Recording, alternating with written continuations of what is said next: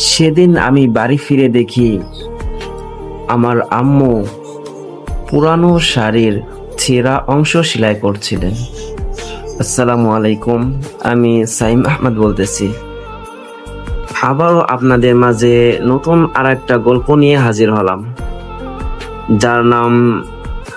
যার শিরোনাম হচ্ছে একদিন আমিও পারবো। আচ্ছা, এত কথা না বাড়িয়ে গল্পটি শুরু করা যাক। ছোট্ট একটা ভাঙা ঘরে আমার জীবন। সকালে ঘুম ভাঙে দুশ্চিন্তায়, আর রাতে ঘুমাই অপূর্ণ স্বপ্ন নিয়ে। যে মানুষটাকে আমি সবচেয়ে বেশি ভালোবাসছিলাম, সে একদিন খুব শান্ত কণ্ঠে বলেছিল, তুমি খুব ভালো মানুষ, কিন্তু ভালো মানুষ নিয়ে তো আর ভবিষ্যৎ হয় না। আমার এমন একজন দরকার যে আমাকে সুখে রাখবে। আমি সেদিন কিচ্ছু বলিনি, শুধু মাথাটা নিচু করে চলে আসছিলাম। সেদিন আমার বাসায় ফিরে দেখি মা পুরানো শাড়ির ছিঁড়া অংশ সেলাই করছিলেন। আমি জিজ্ঞেস করলাম, মা, নতুন একটা শাড়ি কিনে নাও না। মা হেসে বলল, বাবা, তুই আগে নিজের স্বপ্নটাকে কিনে আন বাবা, আমার শাড়ি পরে হবে। সেদিন রাতে আমি অনেক কেঁদেছিলাম, কারণ বুঝে গিয়েছিলাম আমার জীবনে টাকা না থাকলে শুধু ভালোবাসাই নয়, মায়ের ছোট ছোট ইচ্ছাগুলো পূরণ করতে পারছি না। পরদিন থেকে শুরু হলো নতুন যুদ্ধ।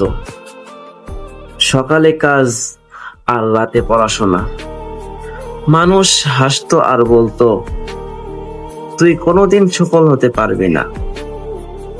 গরিবের ঘরে স্বপ্ন দেখি কি লাভ?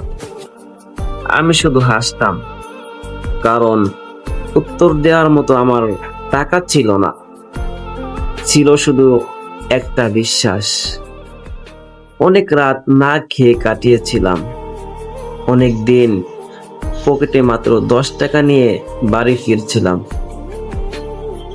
কিন্তু আমি মাকে কখনো বুঝতে দেইনি।